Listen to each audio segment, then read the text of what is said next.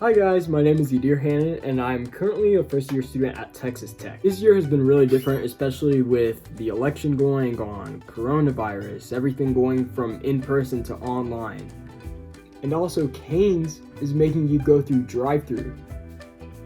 But this is not what the video is about. Instead, I wanted to give y'all a few things I wish I knew before starting online school. Let's get to it. No, that probably won't work. First and foremost, get a good laptop. But before you get a good laptop, you're going to want to do some research and you're going to want to check with what your department wants, what their specs are, what their size requirements are. For me, I'm in civil engineering and I took a few architecture classes in the fall, so it was really important for me to get a really good laptop since I was going to run programs like Photoshop, Adobe Illustrator, Rhino, AutoCAD, and a bunch of other things. I got this laptop. It's a Dell XPS. It's kind of a 2-in-1, so you can use it as a tablet too to write notes. And this has saved my life. I use it every day, even on weekends, to take notes, write emails, and a bunch of other things. There's a website where you could see what kind of laptop you need for your department, and I'll put it in the description below. Number 2, find a place with good Wi-Fi. I cannot stress this one out enough. You do not want your Wi-Fi to cut out during a lecture. You could miss an important assignment, you could miss an important due date, so it's really important you have good Wi-Fi to make sure you don't miss anything.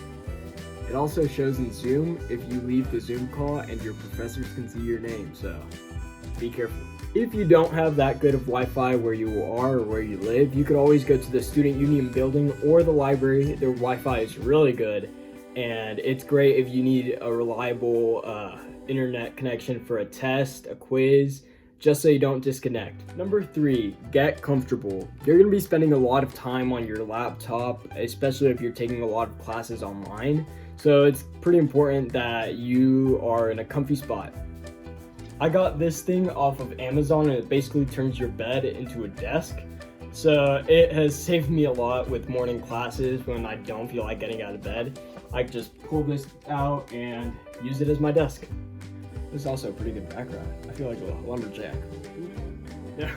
Number 4, go outside. With COVID going on, most of us are stuck indoors, so it's nice to go outside, get a bit of vitamin D. Just get out there, kind of break your cycle, and be productive.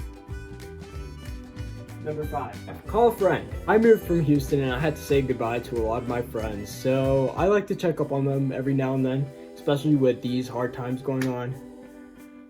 Oh, I'm sweating. Number 6, make a planner or a schedule. This one's really important because there's going to be a lot of things you got to do. There's going to be a lot of deadlines, so it's important that you keep them all organized. I recommend getting those whiteboard calendars. That way you could write down what assignments are due, what classes you have that day, and just schedule your time. One week I had a ton of work to do. I had to present things, I had to upload files, Photoshop files, clean pictures, take pictures, go all the way to architecture, photograph a few things, go all the way back. So it helped me out so much that I had everything in a schedule. Number 7, your favorite, organize class links. This one's important because you're gonna have a ton of class links like Zoom links, Google Classrooms, Blackboard Collaborate. So it's gonna be important to organize those links and make sure you know which classes are for which link.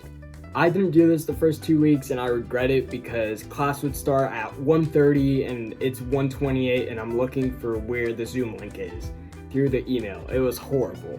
But once I got it organized, it was way easier to find the class and I was never late. Last one, study.